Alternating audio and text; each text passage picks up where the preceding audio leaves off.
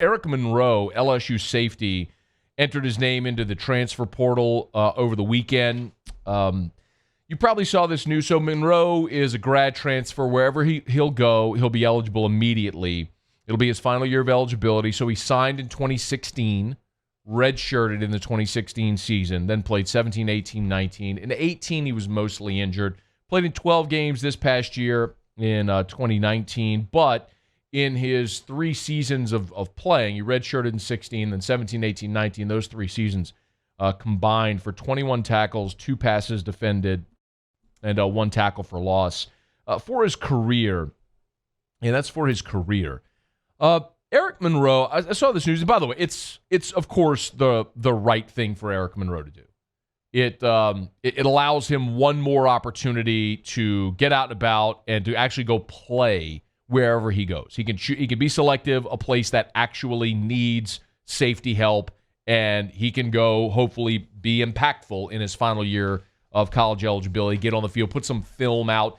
This is similar if you remember with Jazz Ferguson. Jazz Ferguson was buried on the LSU depth chart at receiver, went to Northwestern State, had a fantastic year at Northwestern State, and ultimately ends up, signing a pro contract. So Eric Monroe, we'll find out where he's going to go play the remainder of his eligibility. But when I saw this news, it just spoke to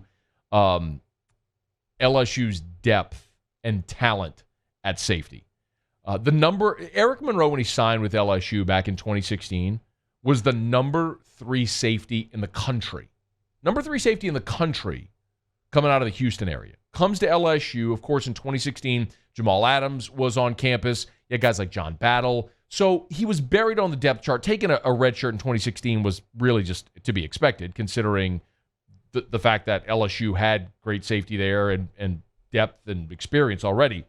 But then after Monroe came in is when they recruited Grant Delpit and Todd Harris and Jacoby Stevens. And, then Cam Lewis came. And the talent just kind of overwhelmed Eric Monroe. It's one of the things that I talk about often with regards to LSU and places like LSU. If you're not on the field by year 3 contributing, it's probably not going to happen. Because after you came another class and another class and another class of super talented guys that are just taking your spot. It's more of a chance that they will. So, the outlier, the exception to that rule is a guy like Lloyd Cushenberry, who waits for 3 years or 4 years really, to get his opportunity to play. And then he plays and does exceptionally well. Garrett Brumfield did the same. And those are positions where on the offensive line where you can, maybe you're more likely to find a spot on the offensive line because there's more spots on the offensive line. You can play 5 linemen, and maybe one guy isn't able to play all positions, but look at a guy like Brumfield or even Cushenberry who could cross-train and play at multiple positions to get on the field. There's multiple safety spots, and LSU uses 2 and sometimes 3 safety looks, so there is that opportunity. But, man, when you have that much depth and talent at that spot, it's difficult when you get overwhelmed, and that's really what happened with Eric Monroe. So I wish him well. It's the right decision for him to go seek an opportunity to play somewhere else in his final season to get on the field, because realistically, when you look at what LSU has for 2021 at safety, Jacoby Stevens is back. Todd Harris is back off of injury. And, and we saw last year Maurice Hampton late in the season really emerged for LSU.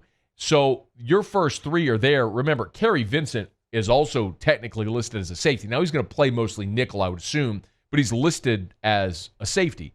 And then you've got Cam Lewis. And remember, you signed Jordan Tolles in this recruiting class, so you've got one of the best safety prospects in the country coming in this year, as well as a freshman who's probably going to vie for some playing time.